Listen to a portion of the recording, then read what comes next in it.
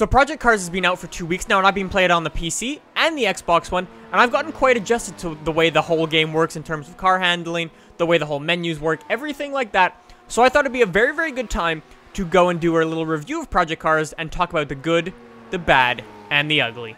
So let's jump into it and start with the good of Project Cars. And I must say, holy crap, Project Cars is really, really fun. The qualifying system in this game, I don't know what it is about it, it's just really, really fun, really well put together. As are the physics, although they do take a little bit of getting used to if you've been playing other racing games, and they're quite difficult on a controller. They are pretty good, I must say. Another really good part of this game is the track list. I've never seen a track list like this ever before in any game. It's just unbelievable. The track list is so good. I really love it. I think there's over 100 different tracks. The variety is just awesome, and it's really good. Some other smaller things that I enjoy in this game are the PC-like customization if you're on an Xbox. You can move around your whole HUD around the screen and like customize it any way you want. You can also play with the FOV in this game, which is great. You're also given access to a huge list of graphics options which you can play around with if you're on an Xbox One or PS4. Great stuff. I love seeing that on consoles. And the final really great thing about this game is the weather system. Although racing in the rain is quite difficult, and makes you sometimes do things like this. Oh god, no, way too fast. I'm just gonna stop streaming. There you guys go.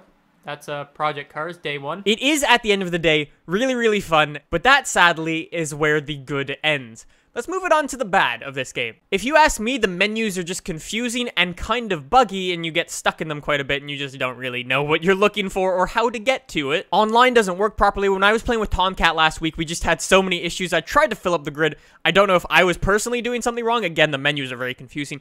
Or if it was just a glitch and the thing wasn't working properly. I don't really know. And then combine that with the number of glitches people have been having. I've been having a lot of audio bugs, and some people, although I haven't had this happen to me, people's steering lock gets stuck on like all the way full for some reason, and I don't really know why that is or how it happens. But some people have been reporting that as well. So overall, for the bad, there are quite a few little bugs and little things that need to be tweaked, but not overall that bad. Anyways, let's move it on to the ugly side of Project Cars. Let's start it off with the big one, the car list.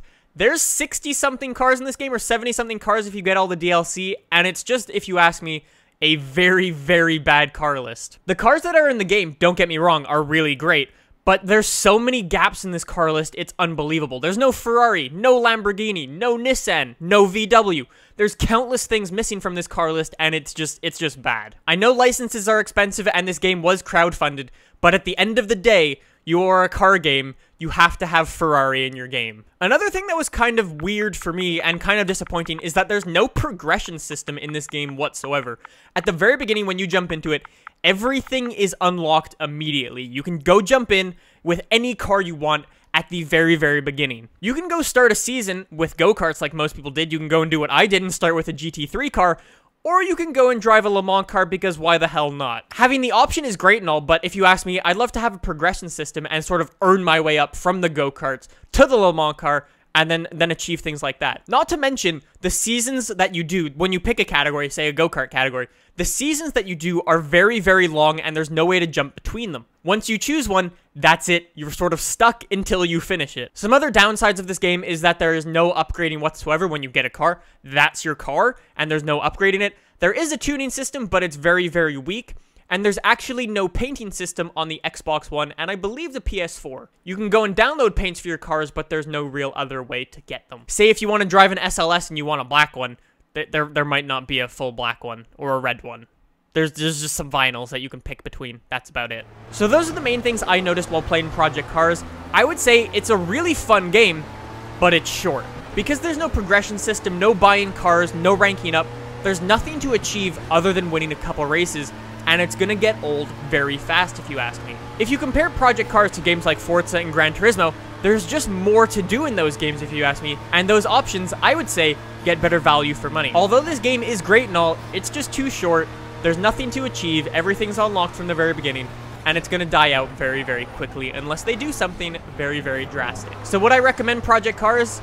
Maybe if you're someone who's into like the whole GT racing, because that's great. I was having so much fun with that. The physics are awesome, the qualifying, the racing itself is great, the game looks awesome, but it's just, if you ask me, the game just isn't going to survive for that long with the current state that it's in. So there you guys go. Those are my thoughts on Project Cars. Let me know what you think in the comments down below. How do you think Forza and Gran Turismo are going to have to react to a game like this? Anyways, guys, hopefully you enjoyed, and I will see you in the next one.